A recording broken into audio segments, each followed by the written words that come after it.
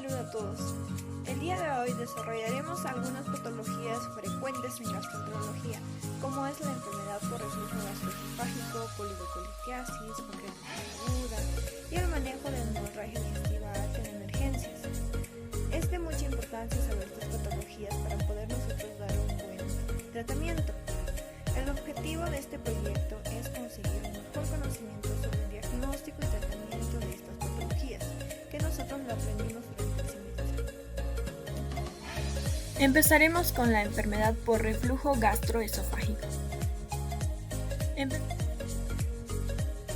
Para el diagnóstico de la enfermedad por reflujo gastroesofágico es de mucha importancia tener en cuenta la anamnesis, de donde nosotros vamos a evaluar los factores de riesgo mediante la historia clínica, en donde podemos evidenciar si existe obesidad, la edad entre 30 a 50 años, ser del género femenino, estar en embarazo, porque va a aumentar la presión abdominal.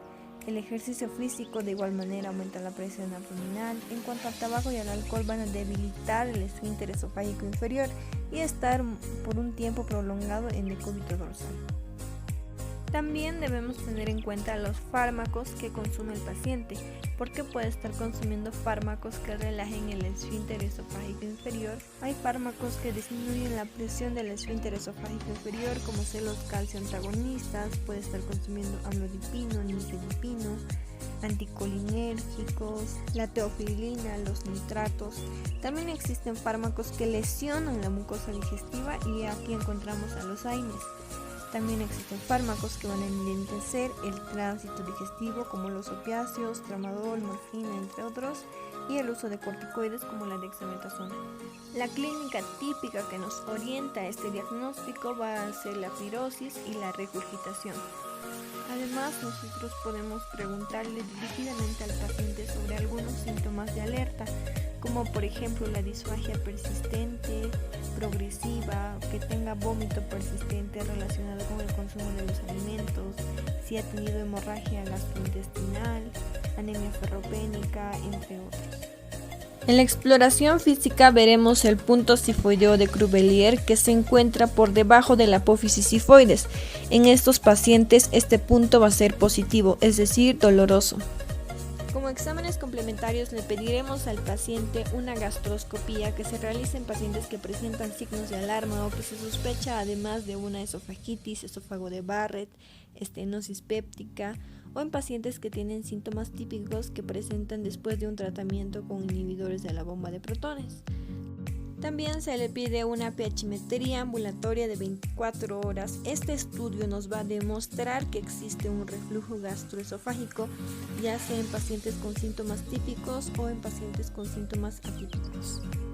Este estudio nos va a reportar parámetros del número total de episodios de reflujo, el número de episodios mayor a 5 minutos, la duración del episodio más largo, el porcentaje del tiempo total con pH menor a 4. Otro estudio es la manometría, que nos va a indicar la afectación de la actividad motora del esófago y de sus esfínteres. Nos puede dar el resultado de la capacidad motora del esófago, del tono y la función del esfínter esofágico inferior, que es lo que nos importa más en esta patología, y también las contracciones de los músculos del esófago para ver si tiene espasmos esofágicos el paciente. La impedanciometría es un estudio que debe cumplir ciertos requisitos. Primero, sospechar de una enfermedad por reflujo gastroesofágico, que en la endoscopía no nos haya dado resultados positivos, la pH-metría negativa y que el reflujo sea no ácido. Este nos va a registrar el tránsito en cualquier sentido con impedancia del pH. Sirve para medir el tránsito retrógrado. Y finalmente podemos pedirle un test de aliento para el Helicobacter pylori. Este test se realiza en pacientes que no se logra el control sintomático. Ahora veremos el tratamiento para esta patología. Iniciamos el tratamiento indicando y orientando al paciente sobre los cambios de estilo de vida que debería realizar. Primero, la pérdida de peso, el ejercicio físico moderado y regular, levantar la cabecera de la cama a 30 centímetros, estar en decúbito lateral izquierdo al momento de dormir, esperar 2 a 3 horas para acostarse tras la cena. o directamente indicarle que su última hora para poder comer sea a las 7 de la noche. Y lo que debería retirar de su estilo de vida es el tabaco y el alcohol, las prendas ajustadas, fármacos que favorezcan el reflujo gastroesofágico, alimentos grasos, chocolates, cítricos, bebidas gaseosas. Para el tratamiento farmacológico se indica los antiácidos que van a neutralizar la secreción ácida. Aquí tenemos a las sales de magnesio y a las sales de aluminio. También tenemos a los antagonistas H2 que van a inhibir la secreción ácida gástrica, reduce la producción de pepsina y estimula la gastrina. Estos fármacos son la ranitidina, su dosis es de 150 miligramos por 12 a 24 horas vía oral, la famotidina 40 miligramos por 24 horas vía oral. Esto se va a indicar a pacientes que tienen el síndrome típico de la enfermedad por reflujo gastroesofágica y que tengan síntomas nocturnos. Los inhibidores de la bomba de protones son fármacos antisecretores. Aquí vamos a tener al omeprazol 20 miligramos por día vía oral y al esomeprazol 40 miligramos por día vía oral. Y esto se indica para pacientes que tienen tratamiento a corto plazo de alergia, tratamiento a largo plazo para prevenir residuos de la esofagitis y control de síntomas típicos de reflujo gastroesofágico. En el caso de que tengamos el diagnóstico confirmado de Helicobacter pylori, debemos realizar la erradicación de este Helicobacter pylori. Como primera línea tenemos al inhibidor de la bomba de protones a dosis doble por 12 horas, más claritromicina 500 miligramos por 12 horas, más amoxicilina 1 gramo por 12 horas por 10 a 14 días. Ahora veremos la coledocolitiasis, que quiere decir que hay cálculos en la vía biliar principal. Esto sucede como complicación de una colelitiasis por migración de estos cálculos desde la vesícula biliar hacia el colédoco. Pasemos a ver el diagnóstico de la coledocolitiasis.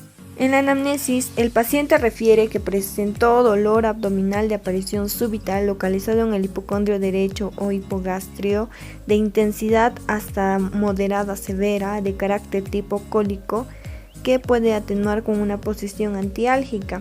Esto es en pacientes sintomáticos. También encontraremos el síndrome de colestasis, que nos va a indicar una ictericia obstructiva. El paciente va a presentar tres cosas: coluria, acolia y prurito. En la exploración física podemos evidenciar el signo de Courvoisier, que es una vesícula biliar palpable indolora en presencia de ictericia. Zona pancreático-colesiana de Chanfart. Primero se forma una línea del ombligo hacia la derecha transversalmente y luego otra del ombligo hacia la apófisis tifoides. Posterior a eso trazamos una bisectriz dentro del mismo y vamos a delimitar esta zona. Dentro de los exámenes complementarios pediremos los de analítica, en este caso los de función hepática, en donde vamos a evidenciar una hiperbilirubinemia a predominio directo y fosfatasa alcalina elevada. Ambos nos van a indicar un patrón obstructivo, en este caso por la coledocolitiasis. También podemos observar una GGT elevada y una hipercolesterolemia. En cuanto a imagenología, podemos pedir una ecografía. En este caso podemos ver la vesícula, la pared, el contenido, las vías biliares, como se observa en la imagen. Existe una dilatación del conducto colédoco mayor a 5 milímetros. Y como podemos ver en la imagen, esta nos va a mostrar todo el árbol biliar y nosotros podremos determinar a qué nivel está la obstrucción. Pasemos al tratamiento. Como medidas generales tenemos NPO, ya que el paciente está con náuseas y vómitos, control de signos vitales cada hora, reposo absoluto, vendaje de extremidades inferiores, control de ingeridos eliminados y su balance hídrico. En cuanto a la venoclis, le damos una solución de Ringer normal, dextrosa al 5%, y en cuanto a fármacos tenemos el omeprazol 40 miligramos cada 24 horas intravenoso y la metoclopramida 20 miligramos cada 12 horas intravenoso. Se solicita una interconsulta con cirugía general. La angiopancreatografía endoscópica retrógrada. Esta va a utilizar contraste. Esta nos va a servir tanto para el tratamiento como para el diagnóstico. La siguiente patología es la pancreatitis aguda.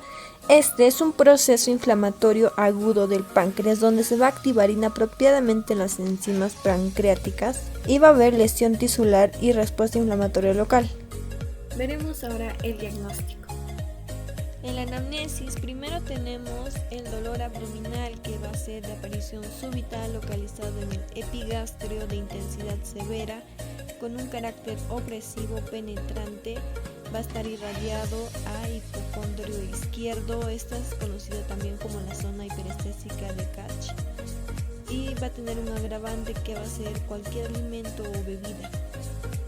También va a presentar náuseas y vómitos, que va a ser de contenido alimenticio o bilioso.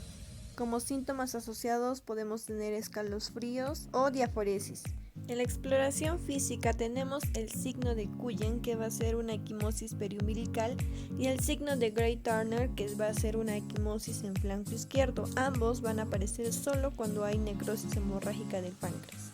Zona pancreático-colesiana de Chanfart. Primero se forma una línea del ombligo hacia la derecha transversalmente y luego otra del ombligo hacia la apófisis sifoides.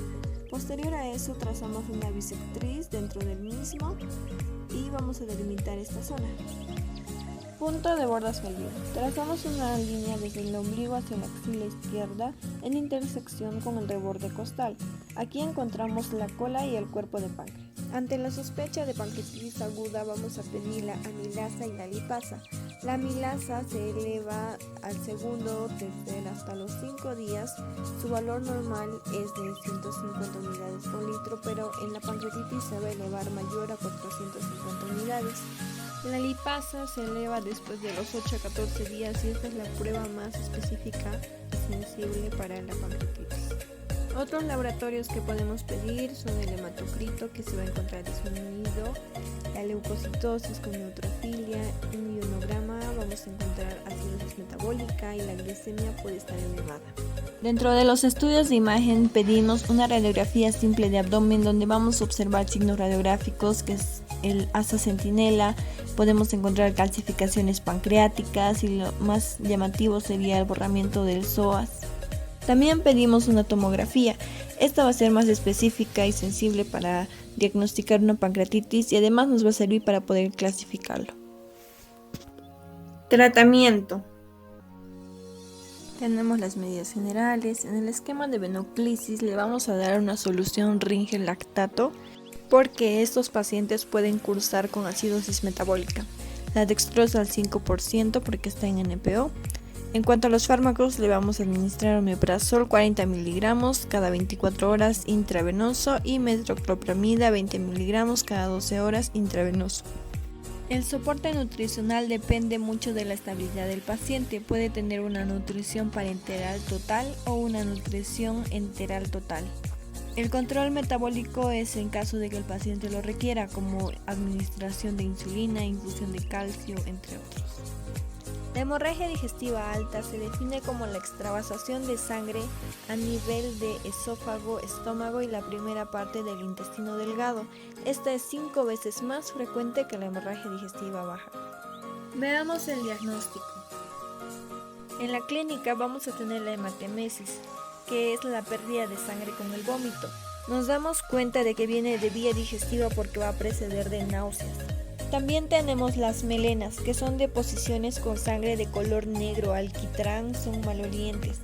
También debemos ver la historia clínica del paciente, que tenga en sus antecedentes historia de melena o varices, gastropatía por hipertensión portal, cirrosis, infección por Helicobacter pylori, que tenga consumo crónico de AINES, que consuma antiagregantes plaquetarios o que tenga hábitos de tabaquismo o alcohol. En la exploración física podemos ver los signos de hipovolemia. Estos pueden ser la taquicardia en reposo, una hipotensión ortostática o hipotensión supina. También debemos ver el examen del color de las heces, que deben de ser melenas, y en caso de que no tengamos el dato, se debe realizar un tacto rectal. En los exámenes complementarios pedimos el hemograma para ver la hemoglobina, hematocrito para ver un grado de anemia, plaquetas, en ionograma, disminución del potasio por los vómitos que tuvo el paciente, pruebas de coagulación, albúmina, urea y creatinina. El abordaje en emergencias. Tenemos al paciente que llega con hemorragia digestiva alta Lo primero que debemos hacer es estabilizarlo hemodinámicamente. Si vemos que perdió una cantidad importante de sangre, podemos transfundir, realizar una vía, administrar líquidos, entre otros.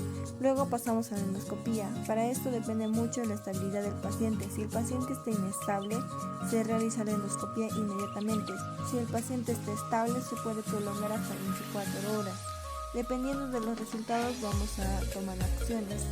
Si tenemos varices, el tratamiento va a ser somatostatina más ligadura con banda. Si el paciente tiene úlcera, según la clasificación de Forest, vamos a realizar el tratamiento.